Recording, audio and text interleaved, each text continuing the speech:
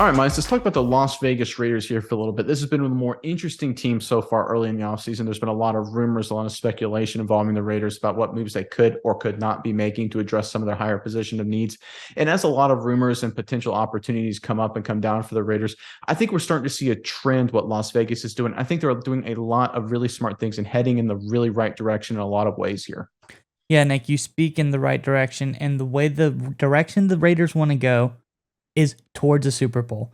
And that is what is coming up this weekend, Nick. We all know it is Super Bowl weekend. Everyone is very excited to see it. The Raiders probably wish that they were there, but I think that's the direction they're trying to head in. They're going to try to head in that direction. But nonetheless, Nick, we got to ask the fans in the comments below, since it is Super Bowl weekend, you got to have a side in the big game. Let us know in the comments below what you think the final score to the Super Bowl will be. We're very interested to see what you have to say. And while you're down there, if you could hit the like button, hit the subscribe button, really helps us out, helps us grow our channel. And all it does is take 1 second of your time. But Nick, what kind of moves are the Raiders looking at?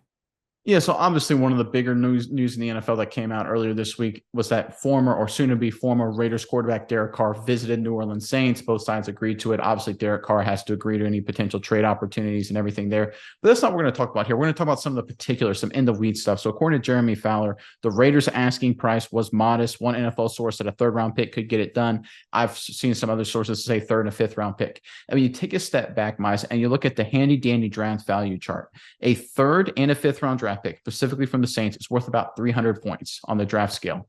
That is the amount of points the Raiders have to give up in terms of draft value to trade up to take the Colts spot, to trade up to number 5 from number 7. I'm sorry, number 4 from number 7 to take the Colts position. If they wanted to move all the way up to number 3, they'd be about another 400 points there. So it looks like to me, from everything we're seeing in the Raiders organization, is that they are building capital to move up in this draft. They know they're not going to supersede the Texans, who are going to get whoever they want at number 2, but it looks like the Raiders are potentially going after a young quarterback. Miles, they're building long-term, thinking long-term for the future. It seems there's been a number of years where the Raiders have been, hey, immediately for the short term, bring in all the big name guys, spend all the money we can to get as many stars on this team as possible. But now it looks like, Miles, the Raiders are playing it smart and they're doing long-term quality thinking in Vegas. Miles, that you don't hear that a lot, long-term quality thinking in Vegas.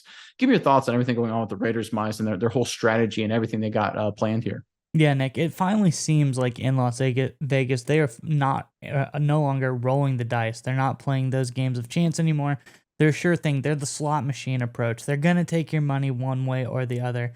And this way, we mean money as in draft picks. And they're going to get some quality, but fair compensation for Derek Carr. And I really like the approach because if you think about it, trading Derek Carr and using that capital to move up to the 4th spot, I think any Raiders fan, if they think to themselves about it, depending on who it's going to be, we have no idea yet. It's not even close.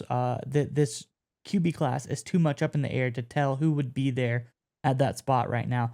But to have the chance to get either Bryce Young, CJ Stroud, or most likely Will Levis, maybe Anthony Richardson if he starts to shine, but Young, Stroud, or Levis at that 4th spot, trade Derek Carr and get a chance at one of those guys. I think any Raiders fan would like those odds because, I mean, it's better than what you have now. You don't have to pay a mediocre Derek Carr a boatload of money.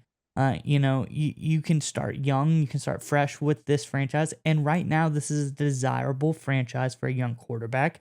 You have a great running back, depending on what they decide to do with Josh Jacobs. They still have a decision to make there. They have a great receiver in Devontae Adams, great pass catching tight end in Darren Waller. We've talked about this many times, Nick. It is a great organization for a quarterback come into as far as weapons go. So I think this is a very interesting move, and I think this is really just a smart decision finally by the Raiders. Yeah, let's take this a step further. When you look at their division right now, 2 of the top 5 quarterback salary cap hits are in the AFC West. Russell Wilson and Patrick Mahomes. I think Russell Wilson's number 2, Patrick Mahomes is number 5, both average per year. But Mahomes is $45 million, Russell Wilson's $49 million. That's according to overthecap.com.